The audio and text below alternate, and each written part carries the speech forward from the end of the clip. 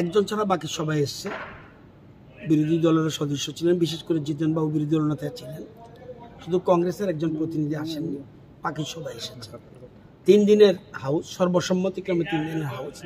এটা কারণ সবাই জানে যে বর্তমানে রাজ্যে ব্যাপক বন্যার ফলে বিরাট ক্ষতি হয়ে গেছে।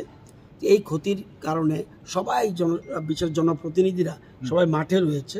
তবে সবাই সিদ্ধান্ত নিয়েছে অ্যাসেম্বলি বেশি দিন করার দরকার নেই, আমরা মাঠে থাকা দরকার।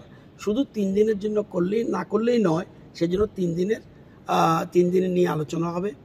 বুধবার, বৃহস্পতিবার, শুক্রবার প্রাইভেট মেম্বারদের রেজলিউশন যেমন থাকবে, আবার বুধবারে ফ্লাড নিয়ে আলোচনা করবে, রুলিং পার্টির লোক আলোচনা করবে, অপোজিশনও করবে।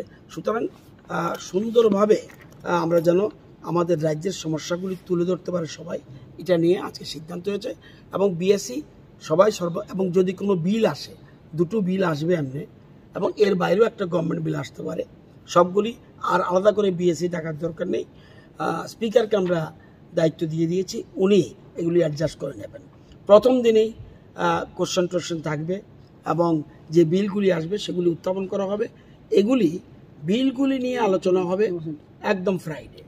আর বুধবারে ফ্লাড নিয়ে আমাদের সরকার কি করছে, কেন্দ্রীয় সরকার কি দিয়েছে, আমাদের রিলিফ কি দিচ্ছে, আমার পাশে খাদ্যমন্ত্রী আছেন এবং খুব সুষ্ঠুভাবে রিলিফ বিলি হচ্ছে, এবং আমাদের কেন্দ্রীয় সরকার সাহায্য করছে, অন্যান্য রাজ্য থেকে আমাদের সাহায্য আসছে। সবাই মিলেমিশে আমরা এই অবস্থায় যাতে মানুষের পাশে দাঁড়াতে পারি, আজকে বিএসসি মিটিংয়ে আলোচনা। এবং বিএসসির শুরুতেই যারা এই বন্যায় বিশেষ করে নিহত হয়েছেন, মারা গেছেন, তাদের আত্মার সদ্গতি কামনা করে আমরা 1 মিনিট নীরবতা পালন করছি। স্যার, ডেটটা কবে?